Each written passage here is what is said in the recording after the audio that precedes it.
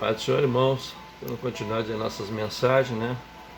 A oitava, penúltima, dos 9 textos que nós nos propomos a postar. Garimpando a Bíblia, é o título, texto base, dever do cristão genuíno. E os falsos ensinos, falsos mestres dentro da igreja. A carta que Paulo envia a Timóteo, né, que estava em Éfeso, né, sobre os problemas da igreja que estavam acontecendo naquela época lá e que hoje se repete exatamente iguais, número, gênero igual, sem acrescentar e não tirar, exatamente ali, porque a palavra de Deus é clara, né, que desde o pecado de Adão e Eva ali, essas coisas iam acontecer, porque o homem é falho, o homem é pecador, e as várias direções que vão se tomando dentro das igrejas. Então nós vamos iniciar agora, vamos finalizar com louvor, Eu Navegarei no Oceano do Espírito, né? Tem um fundo musical aí, creio que não esteja muito alto. E nossa mensagem breve, né? É um resumo daquilo que Paulo trouxe a Timóteo nessa primeira carta ali. E esse foi na terceira viagem. O Paulo tinha estado pela primeira vez na segunda viagem missionária, né? Paulo conheceu bem o povo de Éfeso, né? E na terceira viagem missionária, Paulo ficou 3 anos em Éfeso. Então Paulo conhecia muito bem o que estava acontecendo ali. Na realidade tem um louvor do Gerson Rufino, até eu que gostaria de ter colocado, mas no fim não separei. Tem gente que acha que é dono de igreja, ou dono de igreja é o título do louvor ali. O que o Rufino canta nessa música é exatamente o que aconteceu lá e o que está acontecendo hoje ali. A gente vê que em cada igreja as pessoas foram saindo de uma denominação, de uma para outra, foram abrindo outras placas, porque cada um tem um pensamento diferente do outro e diferente da Bíblia. Entendeu? Então, na realidade, as pessoas querem ser dono de igreja. Ninguém sai por questões de erro doutrinário, ensinamento bíblico, não. As pessoas saem porque elas querem ter uma igreja para ele quer ser o dono e ele quer ter a visão que ele acha que a Bíblia tem que ser assim como ele pensa dentro.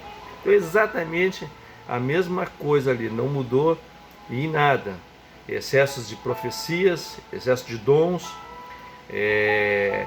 água daqui, é pedra dali, a fitinha daqui. Tudo que aconteceu naquela época ali, a idolatria, a prostituição dentro da igreja e principalmente os falsos ensinos. É exatamente o que acontece no dia de hoje. Não tem nem que tirar, nem que botar. Então nós vamos da difícil situação da igreja de Éfeso, né? Então tem um título assim, ó, a igreja ela está hoje, nos últimos dias, e graças a Deus é um pensamento meu aqui e de outros, e pensamento lá no norte, o pastor Felipe da Assembleia de Deus trouxe esses dias também num culto lá, que a igreja está treinando, ensaiando dentro das 4 paredes, enquanto o diabo está ganhando almas nas ruas e levando as almas para o inferno. Ninguém está dizendo que não se deva ensaiar, treinar e se preparar, é uma coisa, mas normalmente se prepara e se treina para colocar em prática. E como é que tu vai colocar em prática? As pessoas que já estão treinadas em ensaio, nós vamos levar esse ensaio e esse treinamento para as pessoas que não conhecem, que é o que? As boas novas, que foi o que Jesus mandou. Foi exatamente a única coisa que Jesus mandou, é ir de pregar o evangelho. E, infelizmente as igrejas estão encarcerando os crentes dentro das igrejas. Já algumas se desviaram indo após Satanás, refere-se à conduta imoral, né, que se identificaram essas mulheres, as mulheres com os vizinhos pagãos, né? Todo o problema é quando as pessoas estão visualizando, como no passado, que o diabo ele anda pela rua com um garfo tridente, com chifre, todo de vermelho ou de preto e com dentões. Claro que não. E nunca ninguém vai ver isso aí. Ele pode estar vestido de terno, pode estar com uma camiseta que nem eu que eu estou, vestido com uma roupa de uma mulher, né? Sentado ao seu lado dentro da igreja, num banco, no trabalho. Ele anda passeando pelo mundo, né? Como ele disse para Deus, lá em Jó 1, 6, versículo 6 a 8. E em 2 Coríntios de 11 a 14 também. Então, nós precisamos estar atentos a isso aí. As almas que estão indo para o inferno. E também a gente tem que estar atento que ninguém vai ser julgado por o que nós fazemos aqui, porque eu faço aqui nessa terra. Eu vou ser julgado pelo chamado que Deus me fez nesta terra. Mateus 5, 6 e 7. Porque Satanás ele não descansa, né? Quando se fala de um leão derrodado, ali é um sentido figurado realmente ali. Ele anda 24 horas. ou você coloca alguma coisa nessas 24 horas, ou alguém vai colocar alguma coisa nessas 24 horas. Eclesiastes fala de tempos, né? A tempo para todos é 3. É exatamente isso aí. Se eu não colocar alguma coisa, eu não tiver com a minha mente fixada, voltada para as coisas de eternidade, ligada, né? Como Jesus diz, Satanás vai entrar e vai colocar alguma coisa, né? Pregar e ensinar são atividades intimamente relacionadas, né? Pregar e proclamar, né, a palavra de Deus, confrontar os ouvintes com a verdade das Escrituras. Quando se prega literalmente a palavra de Deus, isso aí, há um foco 100% das pessoas. Quando há discurso, teologia extra-bíblica ali, as pessoas acabam, entram aqui e saem pelo outro lado, não gravam, cansam, né? E às vezes são cultos cansativos, culto que poderia demorar 30, 40 minutos, né? Leva 1h30, 2 horas, excessos de louvores ali, né? Porque o culto não termina ali naquele momento ali, o culto continua fora da igreja, são mais 23 horas, 22 horas. Então nós temos que ser breves, objetivos, claros, e o povo ir para a rua para ganhar a vida para Jesus, né? E ensinar e explicar a verdade, né? Contida na Bíblia, ajudando as pessoas a entender, os que estão estudando as passagens difíceis, hoje com a facilidade, né? A Bíblia NVI e a da linguagem de hoje facilita muito a aplicação da palavra de Deus no cotidiano, para quem tem mais dificuldade, quem não tem tempo, né? Um dicionário em português, né? E considerar um hebraico também, um dicionário em hebraico e português ajuda muito, porque palavras como amor, ela tem vários significados, e dependendo de um texto, de um contexto na palavra de Deus, foi colocado caridade, o amor, mas ela diz mais ainda. No dicionário bíblico, isso aí, na internet, baixo ali, facilita compreender se naquele momento realmente, olha, quis dizer exatamente isso aqui, quis dizer exatamente isso aqui, que se referia realmente, não altera o contexto, mas te dá uma amplitude da visão do que o texto, do que a palavra de Deus quis dizer, sem alterar em nada. É conhecimento, acrescenta, até mesmo na hora de se explicar para as pessoas, que as pessoas querem explicações bíblicas, o que realmente quis dizer, né? O que Deus quis dizer, o que foi escrito ali, inspirado por Deus ali, e nós vamos transmitir para as pessoas, facilitando, né? E Paulo diz que as acusações não devem sequer ser ouvidas, a menos que haja 2 ou 3 testemunhos. Isso aí tem que estar muito atento dentro das igrejas também, né? Também ele fala que os apóstolos, né, líderes da igreja que vivessem em pecado deviam ser confrontados em relação ao seu comportamento e repreendidos. Aqui Paulo não está dizendo que os líderes teriam que ser confrontados no confessionário ou escondido. A igreja, entendeu? Olha, pecado, não para expulsar, para confrontar e desviar a pessoa, mas confrontar em relação ao comportamento, e tinha que ser repetido. A igreja tinha que ter ciência disso aí, e não ficar entre 1 ou 2 pessoas ali. Mas toda a repreensão, né, diz Paulo, queria ser feita com justiça, amor e visando a restauração, e é para todos. Os anjos eleitos são todos os anjos que não se rebelaram contra Deus, como fez Satanás, 1/3, né? Heresias e discursos vazios que não têm amparo bíblico, isso aí temos que estar atentos. Devemos estar constantemente prevenidos contra o favoritismo, contra dar tratamento preferencial em algumas pessoas e ignorar outras. Vivemos em uma sociedade que privilegia os seus favoritos, há 2000 anos atrás, né? Hoje é diferente. É fácil dar tratamento especial àqueles que são talentosos, inteligentes, ricos ou bonitos, sem perceber o que estão fazendo. Tenha certeza de que você honra as pessoas pelo que são em Cristo, não pelo que são no mundo. Olha aí, o que falamos antes ali, completa agora aqui. Porque nós vamos prestar conta não pelo que somos ou fizemos nesse mundo, mas pelo nosso chamado, né, de Deus para as nossas vidas. 2 coisas diferentes que podem andar juntas. É bem melhor dar atenção, não excluindo, mas os mais necessitados, né, os menos instruídos, são os que mais necessitam, né? Uma coisa não afasta o outro ali, mas não dá preferência para aquele que já sabe todas as coisas, tem todas as condições, todos os recursos, né? E Paulo diz que a igreja participa da escolha. Nunca se deve precipitar na escolha de seus líderes, pastores, especialmente tratando-se de pastor, porque pode agir de modo complacente em relação a sérios problemas ou pegar. Olha o que Paulo diz, a igreja participa. Eu nunca vi isso aí. Muitas vezes o irmão que serve a igreja fica como empregado daqueles que não querem carregar a enxada, o pesado. Às vezes a gente vê muita gente nas igrejas que realmente poderiam ali estar como liderança, porque realmente eles praticam aquilo que Jesus disse: eu vim para servir, não para ser servido. Esse é um exemplo de um pastor, esse é um testemunho de um pastor. Então Paulo fala isso aí. Então ele diz assim: a responsabilidade de escolher os líderes deve ter uma firme fé e ser moralmente íntegros, tendo as qualidades descritas em 1 Timóteo 3, 1 a 3 e Tito 1, de 5 a 9.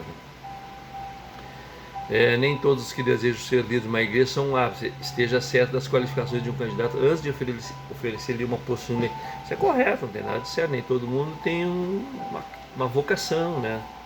Tem essa dom natural, né? E muitos não querem também.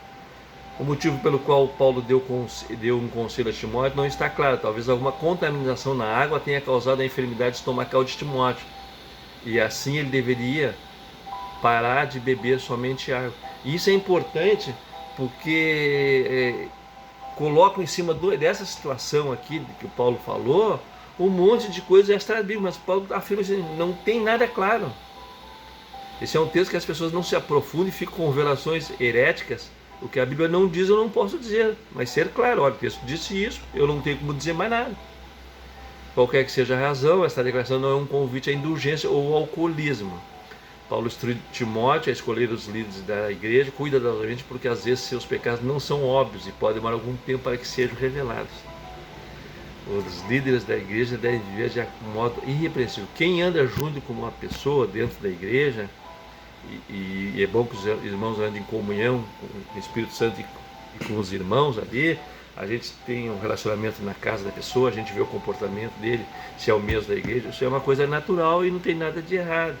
Entendeu? Mas a gente vê que muitas igrejas, eles procuram que não se tenha um relacionamento fora da igreja, exatamente para que as coisas fiquem encobertas diante dos outros, mas não de Deus. Mas é que a igreja paga o preço, porque o Espírito Santo vai se afastar. O Espírito Santo não vai operar no corpo ali, ele vai operar nas pessoas, e a igreja vai ficar o quê? Fragmentada, sem força, sem poder, e o inimigo vai usar com toda a força. Nos tempos de Paulo existia um grande abismo social e legal, é que nós falamos ali, que separava os senhores e os escravos, mas como cristãos, os senhores e os escravos se tornaram espiritualmente iguais, irmãos e irmãs em Cristo. Gálatas 3:28. Paulo não falou com a instituição da escravatura, mas deu diretrizes para os escravos e senhores cristãos. Seu conselho para a relação senhor-escravo pode ser aplicado à relação patrão-empregado. Nossos, exatamente. Né? Eu posso ser empregado de um irmão lá, mas ali no local de trabalho, patrão empregado. Na igreja é totalmente diferente. Os empregados devem trabalhar arduamente, mostrando respeito por seus empregadores. Por suas vezes, os empregados devem ser justos. Efésios 6, 5 e 9. Colossenses 3, 22 e 14 e 15. Que muitas vezes não acontece. Os empregadores cristãos, eles não cumprem as leis de acordo com como deve ser, que regra as leis do país com relação aos irmãos que são seus empregados. Não assinam carteira, os benefícios não dão e por aí vai, né? Mas diante de Deus não tem nada de escuro. Nosso trabalho deve refletir nossa fidelidade e amor em Cristo. E Paulo aconselhou a Timóteo a ficar longe daqueles que queriam ganhar apenas dinheiro com a pregação e daqueles que transformavam o ensino do Evangelho em disputas que causavam contento e dissensões nas igrejas. Eu concordo plenamente com isso aí. Fora dessa gente aí, né? Paulo, imagina, e hoje a gente vê que o troço está igual ou pior. A boa compreensão dos pontos teológicos mais difíceis não deve servir de base para que alguém queira dominar outras pessoas ou ganhar dinheiro. O entendimento de alguns superior a alguns que não têm uma compreensão, não posso usar isso, principalmente para dominar as mentes das pessoas e muito mais ganhar dinheiro. Afaste das pessoas que só querem discutir sem argumentação bíblico-teológica, cristocêntrica. Temos falando aqui, discussão cristocêntrica, não discussões banais por argumentação de A ou B. E achar que vai continuar a abrir a porta certa, correta para a igreja nessa última hora é e sempre foi a palavra de Deus. Escutar e assistir outras mensagens, outros mensageiros de Deus, está tudo certo. Mas é a Bíblia que vai dar a direção, nos levar para a morada celestial com Deus. Então examinar as Escrituras. Os comentários fizemos em cima da primeira carta de Paulo a Timóteo, do capítulo 1 ao 6. Que a graça, a misericórdia e a paz da parte de Deus, nosso Pai, de Cristo Jesus, esteja com o vosso Senhor e a Igreja. 1 Timóteo 1 e 2. Leia a Bíblia, um texto fora do contexto, era pretexto para heresias.